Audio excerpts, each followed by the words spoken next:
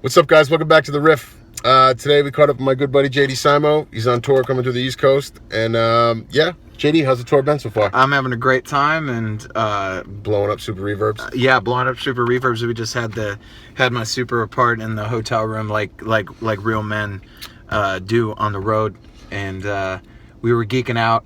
And this guy, we won't go into too much detail about what happened, but all I can say is I didn't end up needing what he thought I might need. This guy, like he dipped into the personal stash, and this is a good man right here. And karma said, no, you're not gonna have to do that. And I think he's relieved. I think he's relieved. I think he's good about it. That money I owe you. No, so yeah, guys, we just wanted to stop in. JD's got he's finishing up his tour. Where are you going now after tonight? Hartford, Rhode Island, and Sellersville. Sold out. Pennsylvania, yeah, and then we head back to Cincinnati. We've got like a day off, and then we wrap up in Knoxville. Awesome. So we just got like one more week left. Sick. So yeah. Good for you. And new music on the way? Yeah, we're gonna finish a new record when we get back from this tour. We started right before we left for this tour, and I've got a studio now at the house, which is a really bad thing. We haven't even talked about that. No, what's not? It's bad. Like console. But the thing is, console and old mics bad. Oh no, it's bad. So you can't sleep. No. It's just like, but it's cool, man, because like now it's like I don't have to like my good buddy Luther Dickinson. We've been playing phone tag for weeks trying to do something with one another, but it's like, man, hey, I'm gonna be home. Just come over. Let's do something. You know, like it's. So that's how I'm justifying it. Big show the other night in Canada.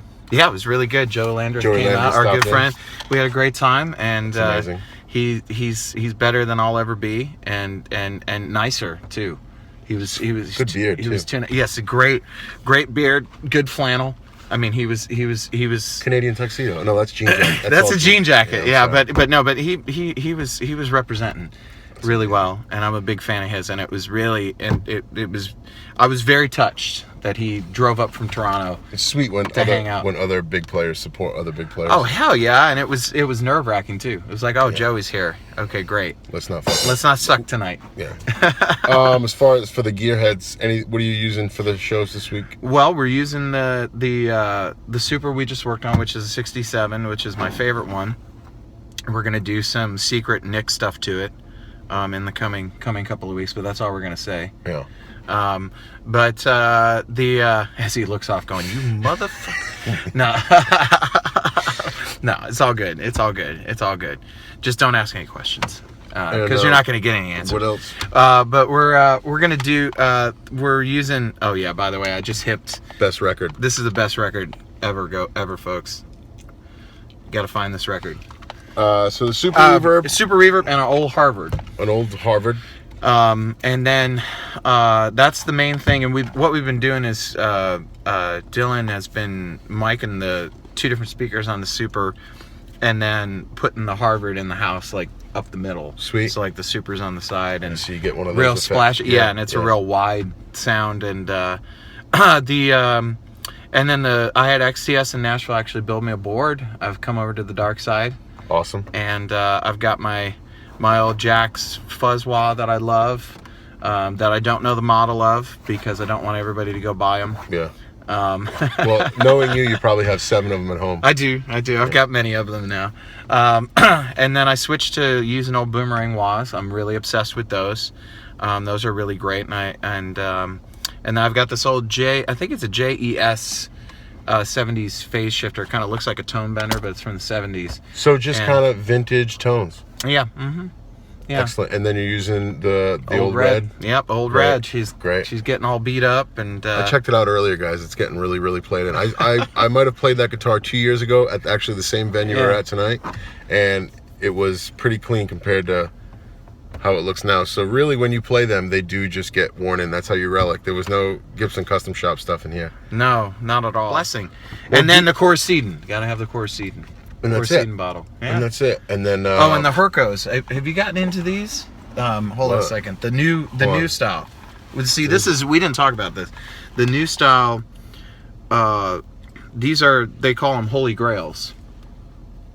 I'll have to try one. Yeah, and no, go ahead. No, I don't. Well, that's. Is that too thin for you? Yeah, I'm. All right, that's sorry. all I have. I just rely on my hands. No, but no, I'm really digging these though, because they're in between like a normal Herco gauge. Yeah. And you don't drop them either. No, and I like the way they sound though. Do you notice a different tone?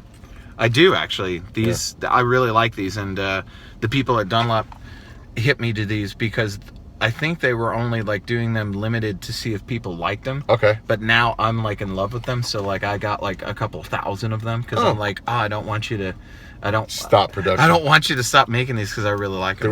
There was one tube I found and it sounded amazing, and it had like this one marking on it, and I sent it to somebody to see what it was, and they were like, yeah, they only made those for like a year. You're never gonna find another one. So it's like those are the things. Like, I still have the blown up tube because I couldn't get rid of it, even though I knew it did nothing anymore. You know what I mean? No, because you find certain things that are like, oh man, that's the shit. One day, it's like one day I'll find that, but it never really happens.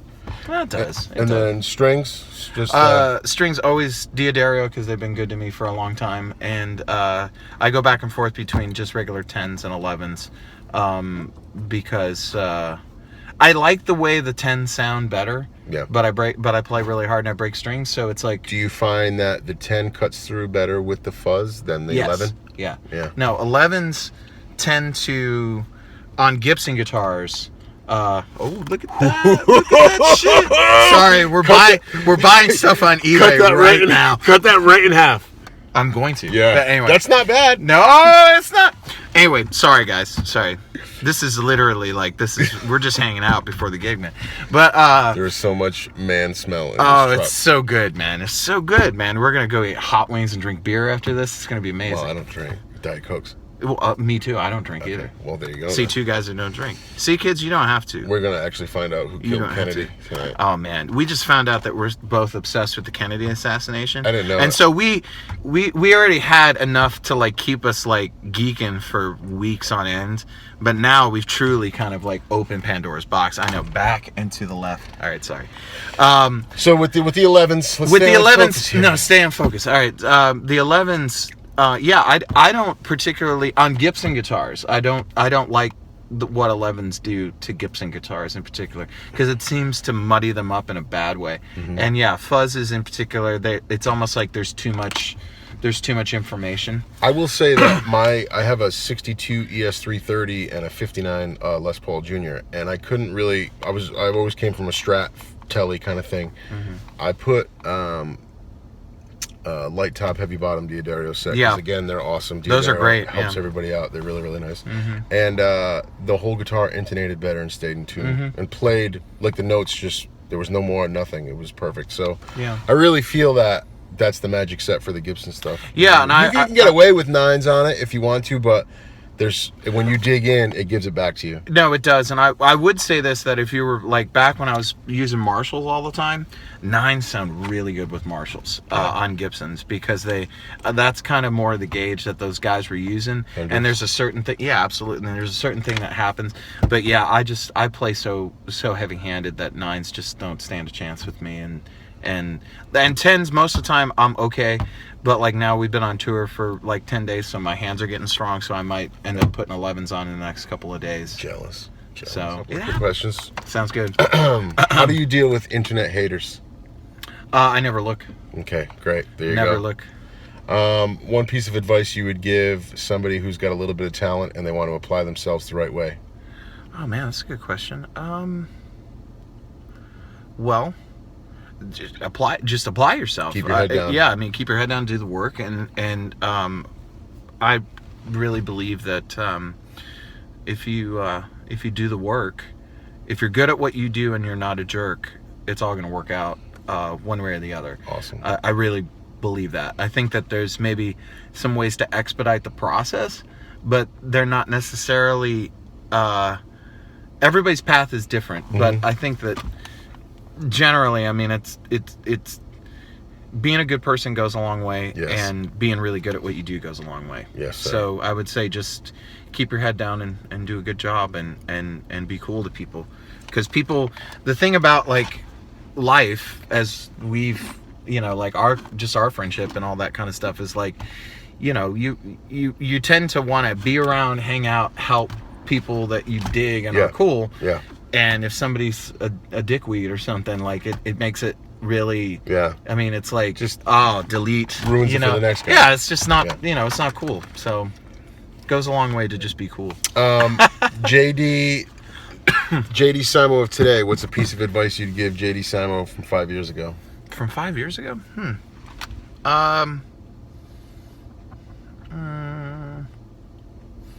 A young JD Simo. That's a good question. Ripping on the stages of Nashville. Phenomenal hair. It's coming back too. I'm letting it grow again because everybody was like, "What the fuck?" And I was like, "Dude, sometimes it's you gotta, YouTube. We can't sometimes, swear." Sometimes, sorry. My wife was like, "What did you do? You cut all your hair off." But she only married you for the hair. She only married me for the hair, exactly. But no, if I was gonna, to be honest with you, I probably wouldn't say anything. Because I think that life, I love my life. A lesson. Yeah, I love my life, and I think if I was able to go back, I think it would be really funny to like go and see myself play, and critique it like now. Because you know, of course, I look back upon it now. We just got our minds blown parking this. I know Baxter, who's opening up for us tonight in Boston, is. I mean, he couldn't be more than 16 or something. He hit a lick. He hit a lick when we were driving away, and we both just went. And it's like, woo! And it's like, dude, the world's gonna be just fine because there's fucking 16-year-olds. Sorry, I keep swearing. Baxter, if you're watching this, I mean, I'm a nobody, but he's a phenomenal guitar player, and that one lick, it was great. Fucking vibrato. I keep swearing. Right. See, I swear a lot around You're in New England. That's I know, but you know, it's all good. But no, but it was. You son of a bitch. All right. Well, you gotta play in about 22 minutes. Yeah, it's true. I want to thank JD for. I want to thank you. No problem. I want to thank you, and we got an eBay offer to respond to. Yeah, we hung out. We had a good time. We ripped a old Super Reverb apart. I love that stuff. But yeah, I wish you much luck on the tour. You too, man. I love you, buddy. We're gonna go move in and load up some gear. And thanks, guys. Peace and enjoy. Oh, website. Simo.fm and the Facebook, all that stuff. Facebook, Twitter, Simo the band, instant Googles, all that good stuff. They can get tour dates, everything you need, right? You know it. All that and more. And support my fuzz man right here. Yeah. All right, guys, have a good one. I enjoy doing these videos. Any likes, comments, suggestions, leave them at the bottom. And yeah, till the next time.